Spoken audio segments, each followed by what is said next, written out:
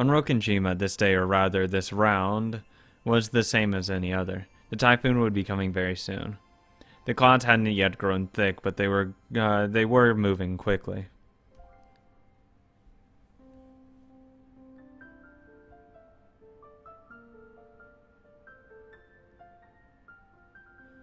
The only thing on Nantoi's mind was the plan to cover up Kinza's absence this year as well.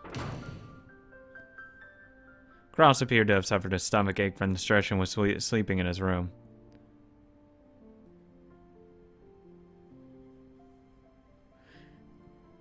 Jessica and Kumasawa had left in a boat to go shopping and greet the incoming relatives on Nijima. The servants had been busy since the early morning in preparation for the family conference, the greatest event of the year. Shannon and Kenan were getting the guest house ready. 親族の方々を泊めるならお屋敷の客室で十分だろうね。そうね。こっちのお掃除大変だもんね。でもゲストハウスのお掃除は好き。奥様や他のムカつく使用人もいないから静かでいいもんね。Shannon smiled bitterly as she performed a detailed examination of the guest room. Did we forget to clean anything? Do we need to restock anything? She diligently gave the room one final check over. 昨夜も入念に点検したじゃないか。姉さんは本当に豆だな。こういう日に限って油断するといたずらされるの。いざって時、大切なものが見つからなかったり、閉めておいたはずのものが開いてたり。姉さんはそそっかしいからね。よく確認しながら仕事をしないからだよ。だから私と一緒に点検してくれてるんだよね。ありがとう。別に感謝されることじゃないよ。姉さんがしっかりしてくれれば僕まで付き合わなくて済む。本当は私と一緒にいたいんだよね。甘えん坊さんなんだから。そんなんじゃないってば。姉さんは最近ジョージ様のことで浮かれてるみたいだからね。ミスが多そうで見てられないだけだよ。カノン君、ちょっとおしゃべりしよっか。ダメだよ、仕事中だよ。私とジョージ様のことばかり茶化して、カノン君とジェシカ様はどうなの？別に何もないよ。そんなことよりちゃんと仕事は。Kenan had very obviously been trying to change the subject. Shannon then snuck up behind him and pushed him down onto the bed. お嬢様に一緒に親族の方々をお迎えに行こうって誘われたのに、どうして断ったの？仕事があるし。嘘。仕事なんか何もないくせに。Shannon and Kenan had switched roles. Normally Kenan was the one in control, but when it came to romance, it was the opposite. As Shannon had said, Jessica and Kenan were supposed to have been the ones to go greet the relatives at Nijima Harbor. However, Kenan had suddenly claimed that he had work to do, so Kumasawa had gone instead. Kenan didn't have work to do. Shannon knew this. お嬢様、言ってた。文化祭の時のことがあっても、やっぱりカノン君が好きだって。僕は家具なのに。そうだね。私も家具だね。なのに姉さんは人間と恋をしてる。できるわけなんてないのに。そうかな。そう決めつけてるから、私たちは家具なんじゃないかな。僕はジェシカお嬢様のことをなんとお仕えする後宮家のご令嬢だとしか思ってない。本当に？本当さ。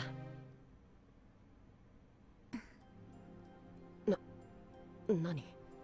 私ね、ひょっとすると今夜ジョージ様に求婚されるかもしれない。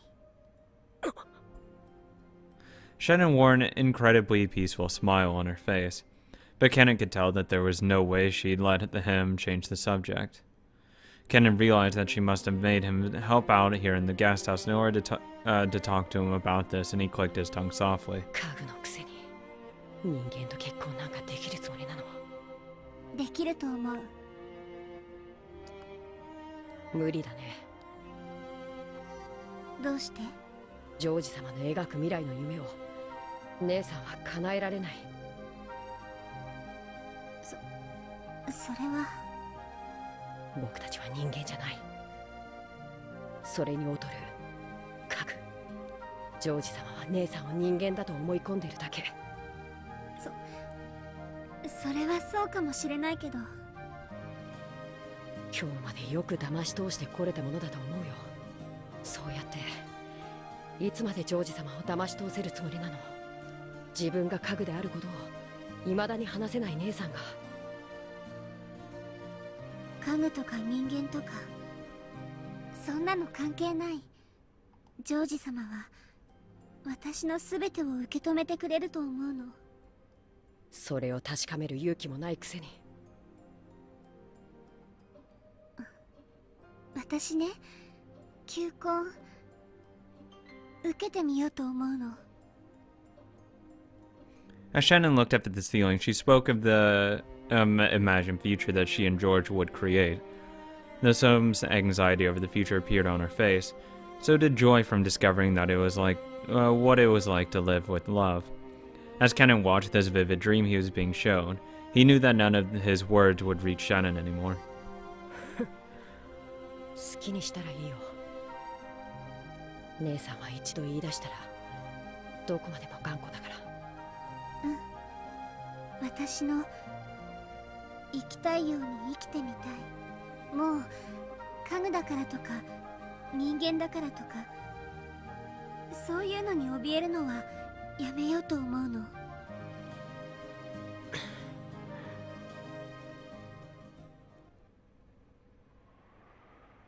Kenan walked over to the window silently. He saw the rose garden filled with boring gray flowers in bloom. He realized that Shannon was acting above her place.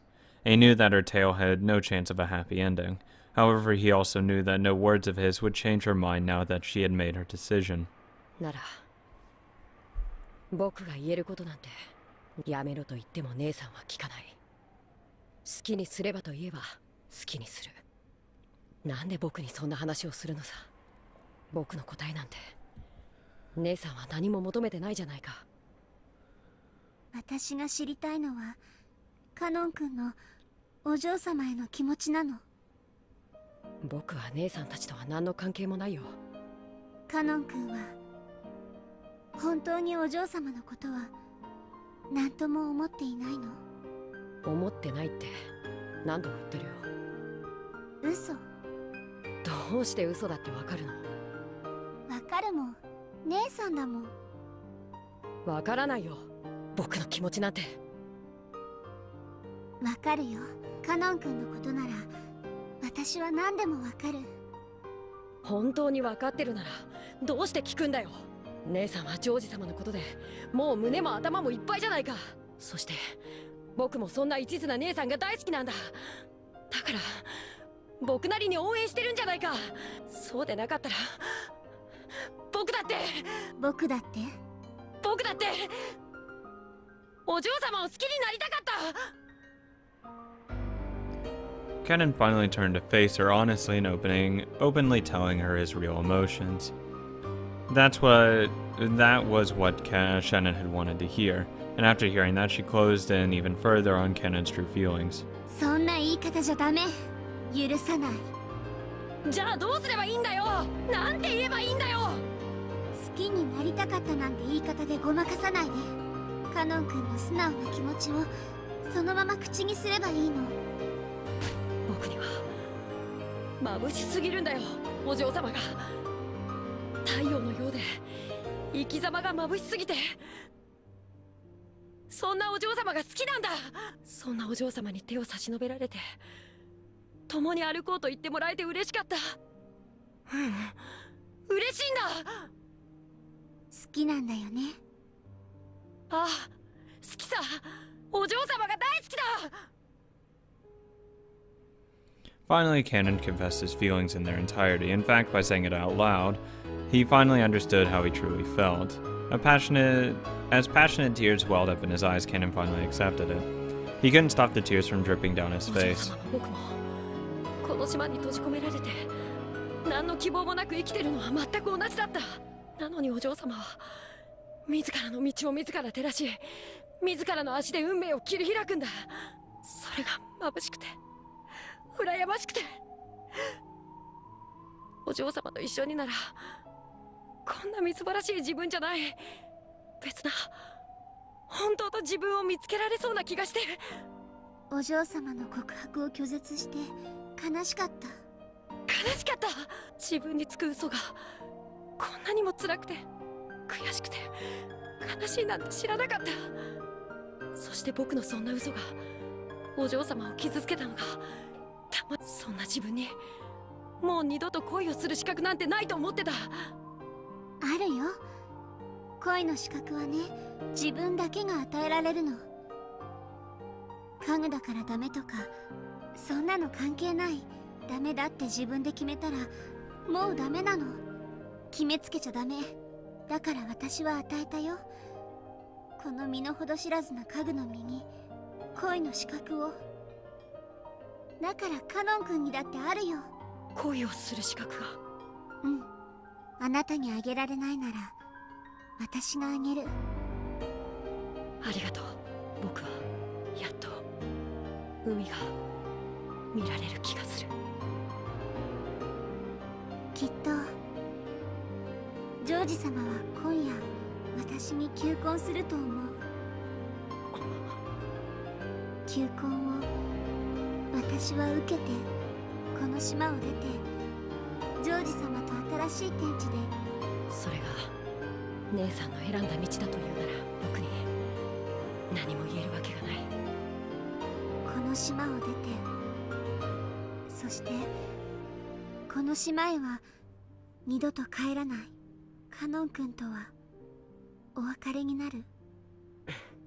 そうだね。僕たちはお別れだね。もしカノン君が心の底からお嬢様を愛していて、それが私のジョージさんへの思いと同じか、私はあなたと決着をつけなきゃならない。 Okay, guaranteed now. They are the same person. There's no point. I was waiting to see where this is going because this whole thing, like, why would they have to argue who has stronger feelings for the other person? That wouldn't make sense if they weren't the same person. There's no point in arguing whose feelings are stronger. With the way it's been phrased, if going back, I'll leave this island after that, I'll never return again, and I'll have to say where it fell, where to you. If he's a personality, it makes thematical sense. And we won't see each other again. It's not saying, it doesn't make sense, like, why can't he just continue to stay and love Jessica? I was waiting to see if this was the route it was taking. I was wondering. That's why I haven't actually been talking, because I've been seeing which way it was going to see where I can stick the fork in it and say it's done. Then it's for sure. There's no point in arguing between these two. Then who's stronger? Why don't you just both leave? It doesn't make sense. 姉さん。それがお互いのため、カノン君の思いを私を理由に諦めないで。僕のわがままが姉さんの幸せを傷つけるかもしれないのに。See, this can be the way I'm interpreting this scene. It's an inner conflict between someone, between multiple personalities, saying which one deserves happiness. Is it either Kenan or is it Shannon who deserves this happiness? And it's this tug of war because you can't have both if you're the same body, unless that'd be really weird. And that's how it's going right now. If that's how I'm interpreting the scene, and I do believe I'm interpreting it correctly. At least that, because it doesn't make sense otherwise. Why they'd be having this kind of competition in that only one can actually be happy. 私も自覚してるよ。私の幸せがカノン君を傷つけることを。We have no choice but to hurt each other. As she said this, Shannon turned her back to Kenan. As Kenan watched Shannon from behind, he was struck by her strength and the love she still felt for him despite everything. 姉さん、僕は姉さんと一緒で。私もだよ。君がいてくれたから今日まで頑張れた。だからジョージさんとも出会えた。僕も姉さんが教えてくれたからお嬢様の眩しさに気がつけた。私は自分の思いを曲げない。その気持ちだけを見つめて他を無視してカノン君の心を踏みにじることから目をそらさない。僕も姉さんを理由に自分の気持ちをもう偽らない。私の恋が実っても君の恋が実っても私たちは互いを祝福しよう。約束する。そして僕が勝ったらお嬢様を愛し姉さんも大切にする。ありがとう。でも私が勝ったら君と島を忘れてここを永遠に出ていく。勝ったら自分の恋に全力を。たとえそれが報われない恋だと知っていても。私たちはだってもう家具じゃない。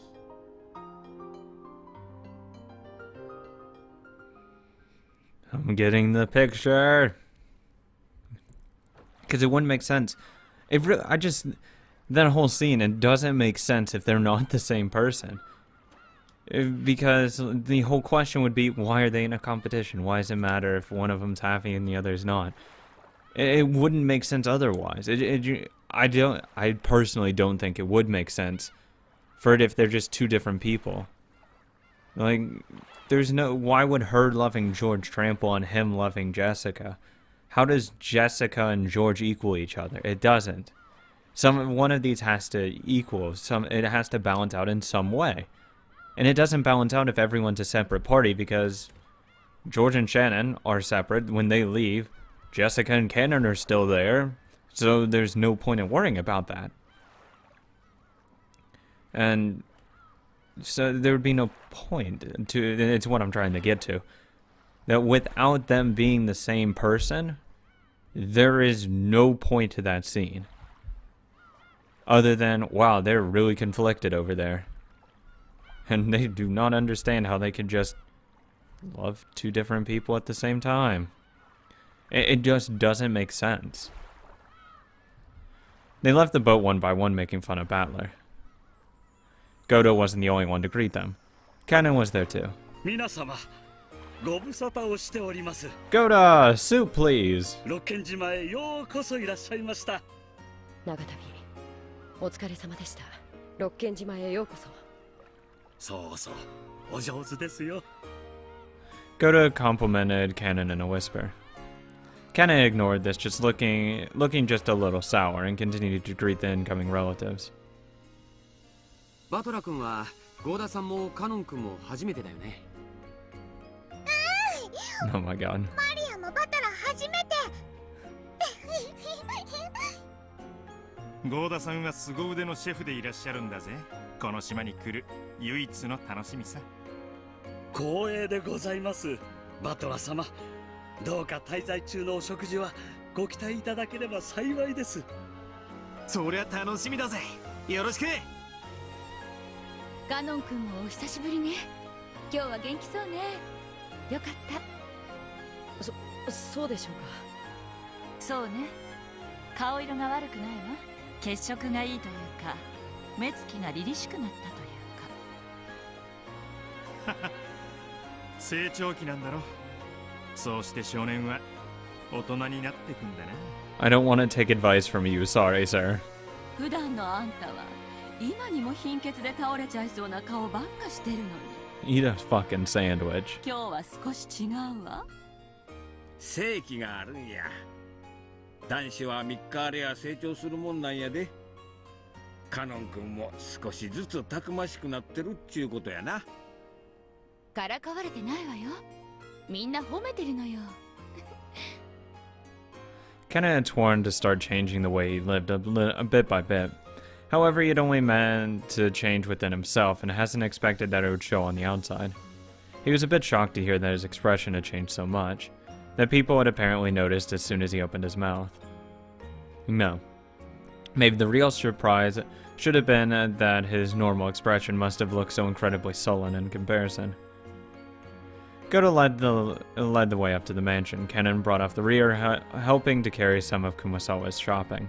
僕、今日はそんなにも顔色がいいでしょうか。 No, you look the same to me. 私にもそう見えますよ。何かいいことありました？ Even Kumasawa was saying it. Kenan, unable to see what his own face looked like, hung his head in embarrassment.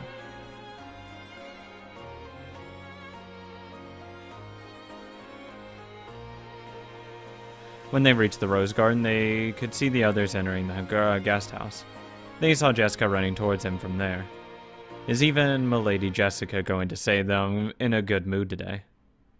Kenan hung his head even deeper. And so, almost as though he couldn't control himself, Kenan spoke first. 僕はそんなにも違うんですか？ほら、カノン君ってさ、積極的に挨拶とかする性分じゃないでしょ。だからみんな珍しいと思ったんじゃないかな。先ほどはお嬢様にご同行できなくて、もし…いいよいいよ。こっちこそ新島まで迎えに行くから付き合ってなんてくだらないことに誘ってごめん。カノン君だって今日の仕事いっぱいあるだろうし。仕事は特にありませんでした。 Well, no, you don't say this now. お嬢様が眩しすぎて、 Oh, there you go. 一緒にいることに耐えられないほど。 Okay, now you're laying it on a little thick. 僕が弱かったからです。 Jessica faltered, uncertain that Kenan was talking about what he was talking about. However, she realized that this was something too important to be laughed off. 何かあったの？カノン君。シャノンが結婚するって。そっか。やっぱりジョージ兄さん、今回でプロポーズするんだね。 Jessica thought this change in Kenan's appearance was probably caused by a change in his state of mind. She thought he was sad that he and Shannon would soon be parting ways. Kenan realized that Jessica was probably thinking this, so he spoke to her clearly and honestly, because he wanted her to know. 僕は自分も辞めると決めていました。 Go figure. It's like her is leaving. Yeah, same body. 知ってるよ。じゃあカノン君も辞めちゃうの？今は辞めたらお嬢様という太陽が照らしてくれた何かをまた見失ってしまいそうだから。 Jessica was stunned, unable to understand what he was saying. However, she did realize that he was trying to tell her something important. And so she was able to accept that his next words were neither a lie nor a joke. 僕はジェシカお嬢様のことが好きです。私もだよ。あなたの太陽のごとき生き方を僕も一緒に歩んでみたい。あなたとなら家具と蔑んだ自分から決別できるかもしれない気がする。 $20 down. Shannon rejects George. カノン君は家具じゃない。そして使用人になるために生まれてきたのでもない。年頃の男の子としてもっともっと人生を楽しんでいいはずなんだよ。私も眩しいや。カノン君が眩しくて目が見られない。これが偽らざる僕の気持ちです。それを今までごまかしてきて僕の臆病さがお嬢様を傷つけたあの日をお詫びします。いいよ、その言葉だけで私は嬉しい。だから僕はお嬢様といつまでも一緒にいるために家具をやめようと思います。僕にそのための時間をください。最後にその弱さを許してください。弱さなんてとんでもない。カノン君は見せてくれたよ。今までの自分と決別したいっていうとびきりの勇気を。だから私は応援したいし、せかさずいつまでも待つよ。私が太陽になって君の道を照らせるなら、私だって君という人がいてくれたから誰よりも眩しく輝いて君の瞳に私だけを映したいと思った。君がいなかったら私だって太陽になんてなれなかった。だから待つよ、ずっと。ありがとう、お嬢様。お嬢様はもう嫌だな。 It really is. 名前で呼んでもいいんですか？二人っきりの時だけね。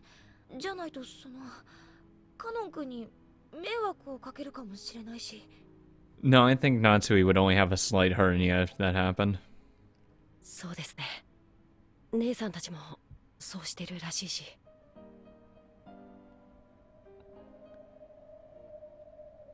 シャノンが婚約するって話にならなかったらこういうことは言ってくれなかった。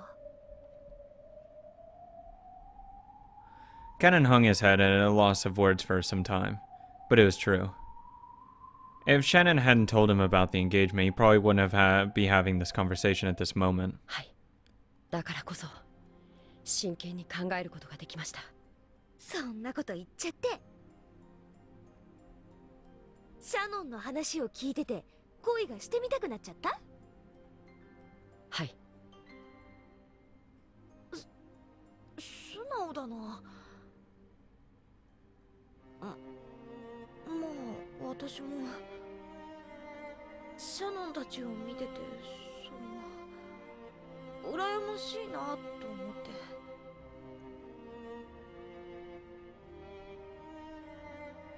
In truth, the real reason was different for both of them. They had been shown the courage needed to speak up and tell the person you love how you feel. This was the reason for both Kenan and Jessica. 僕は何とお呼びすれば？ジェシカがいいな。呼びつけは照れます。じゃさん付けでもいいから最初は。言ってみて。ほらほら。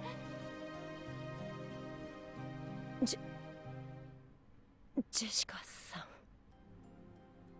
ん。うん。今はそれでいい。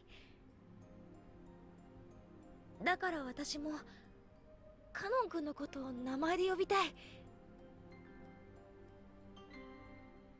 カノンじゃなくて本当の名前があるんでしょ？きっとカノンの「カ」が含まれた名前だと思うな。なんだろう。Say it's the same one as Shannon's. Say it's the same one as Shannon's. ヨシアと Oh. 言います。Oh, whatever. どういう字？ Jessica tried tracing out various characters on the palm of her hand. Then Kenan used his own figure to write it out on his hand. Write out his name on her hand. ヨシアと読みます。 Oh, cool. ヨシア君か。いい名前だね。私の変な名前と違って素敵だと思うよ。そんなことありません。お嬢様のジェシカって名前だって。あ、それもう一回言って。え？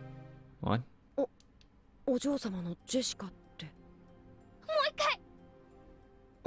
お嬢様のジェシカって名前だって。